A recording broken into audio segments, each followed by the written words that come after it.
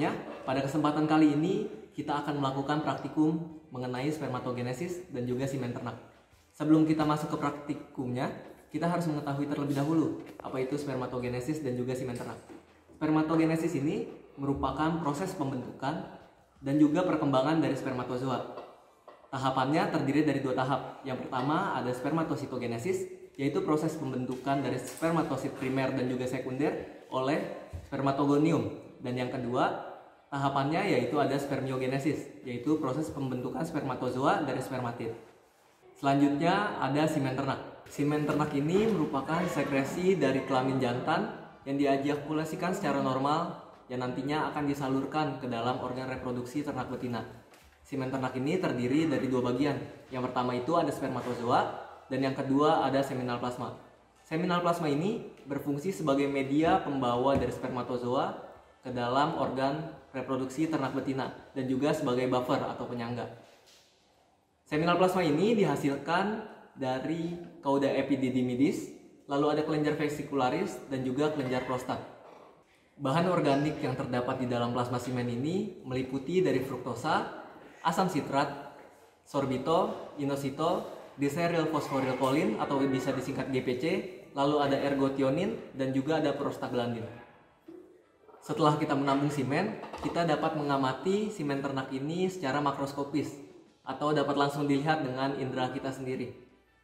Pada kesempatan kali ini, kita akan mengamati simen domba. Pengamatan makroskopis sendiri terdiri dari beberapa pengamatan, yaitu ada volume, konsistensi, warna, bau, dan juga pH. Untuk mengamati volumenya, dapat langsung dilihat secara langsung di ampulnya terdapat skala. Kita bisa langsung lihat di sini tertera 0,5 ml seperti itu. Untuk konsistensi dapat langsung dilihat dengan cara memiringkan ampulnya lalu dikembalikan ke posisi semula. Jika dilihat simen ternaknya bergerak secara lambat, maka dapat disimpulkan konsistensinya tinggi atau kental. Selanjutnya untuk pengamatan warna.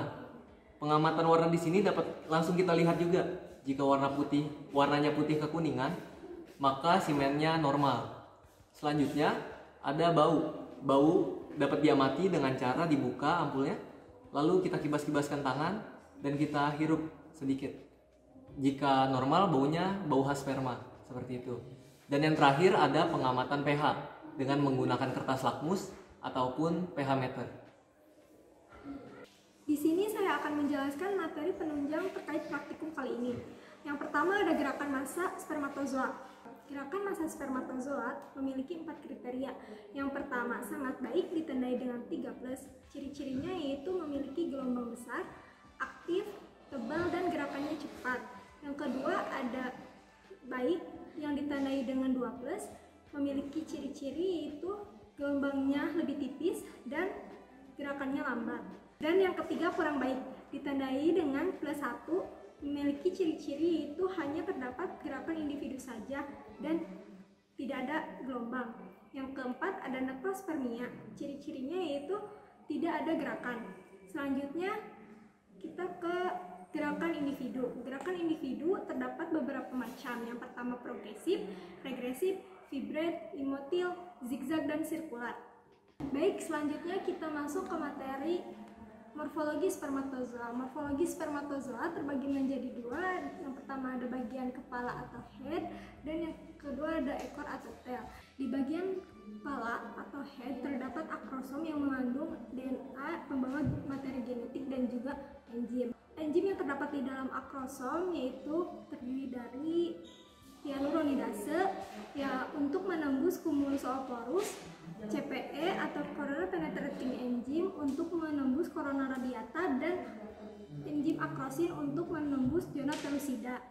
Lalu di bagian ekor terdiri dari 3 bagian. Yang pertama ada middle piece, yang di dalam middle piece terdapat mitokondria sebagai penghasil energi metabolisme. Yang kedua ada main piece yang berfungsi sebagai daya gerak spermatozoa. Yang ketiga ada ENPIS, berfungsi sebagai navigator untuk spermatozoa. Yang terakhir ada abnormalitas spermatozoa. Abnormalitas spermatozoa terbagi menjadi dua. Yang pertama ada abnormalitas primer, yang kedua ada abnormalitas sekunder.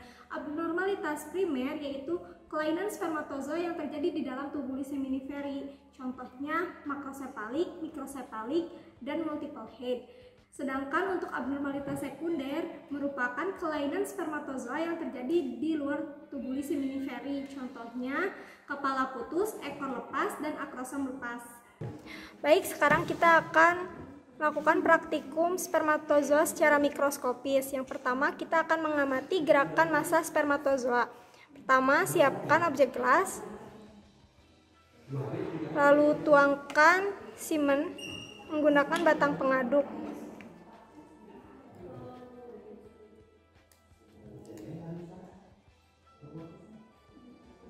Teteskan di atas objek gelas.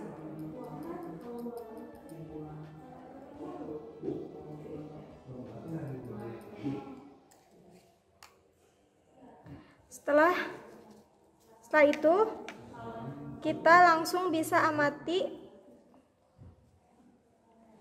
di bawah mikroskop dengan pembesaran 10x10.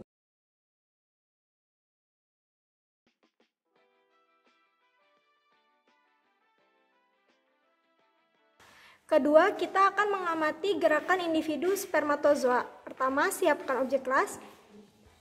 Lalu teteskan NaCl fisiologis di atas objek gelas. Sebanyak 1 tetes.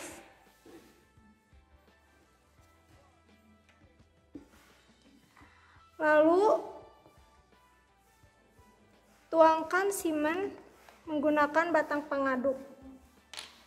Sentuhkan batang pengaduk pada semennya, lalu teteskan di atas NaCl fisiologis.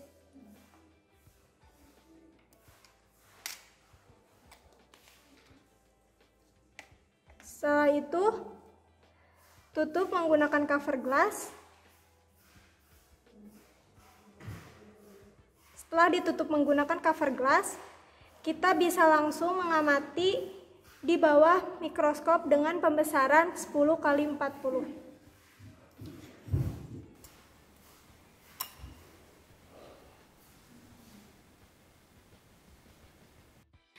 Baik, yang ketiga kita akan mengamati bentuk dan morfologi spermatozoa normal dan abnormal.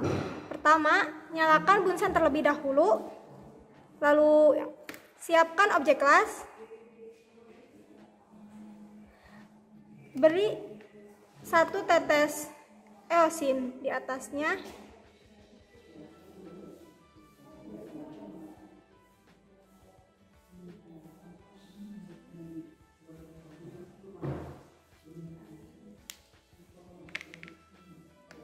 Setelah itu, tuangkan semen menggunakan batang pengaduk.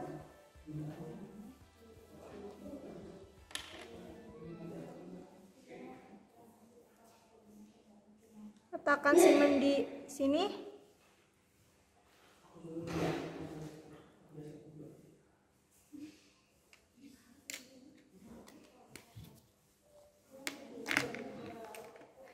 Lalu campurkan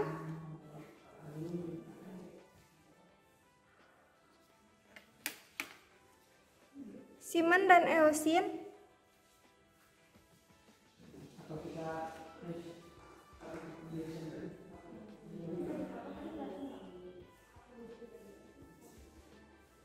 Dan